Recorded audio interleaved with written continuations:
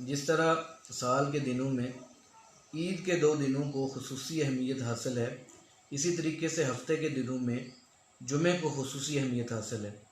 جمعہ کا دن بہت ہی خصوصی اہمیت کا حامل ہے۔ اس میں آپ صلی اللہ علیہ وآلہ وسلم کی بتائی کی چند سنتوں پر ہمیں ضرور عمل کرنا چاہیے۔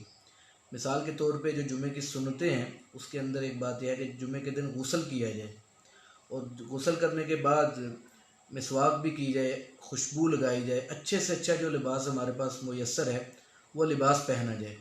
اس کے بعد جب جمعہ کی اذان ہو جائے تو کاروبار کو بند کر دیا جائے اور فوراً جمعہ کی نماز کے لیے مسجد میں جایا جائے، اور مسجد کے اندر کوشش کی جائے کہ سب سے پہلے والی صف میں بیٹھے۔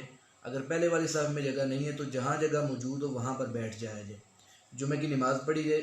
جمعہ کی نماز میں امام کے لیے سنت یہ ہے کہ وہ جمعہ کی نماز کے اندر سورۃ الاعلیٰ اور سورۃ الغاشیہ پڑھے، یعنی سبح اسم ربک الاعلیٰ یہ جو صورت ہے، اور دوسری حل اتاک حدیث الغاشیہ، یہ 2 صورتیں جمعہ کی نماز میں پڑھنا مسنون ہے۔ پھر جب ہم جمعہ کی نماز پڑھ لیں تو اس کے بعد جمعہ کی نماز کے بعد کھانا کھانا اور قیلولہ کرنا یہ بھی مسنون ہے۔ جمعہ والے دن درود شریف کی بھی کثرت کرنی چاہیے، کیونکہ ہم جمعہ والے دن جو بھی درود شریف پڑھتے ہیں، ویسے بھی ہم جو بھی درود شریف پڑھتے ہیں وہ آپ صلی اللہ علیہ وآلہ وسلم تک پہنچایا جاتا ہے۔ تو جمعہ کے دن ہمیں اس کا خصوصی اہتمام کرنا چاہیے کہ ہم درود شریف کی بھی کثرت کریں۔ اس کے علاوہ سورۃ کہف کا پڑھنا یہ بھی جمعہ والے دن جو ہے یہ بھی مستحب ہے۔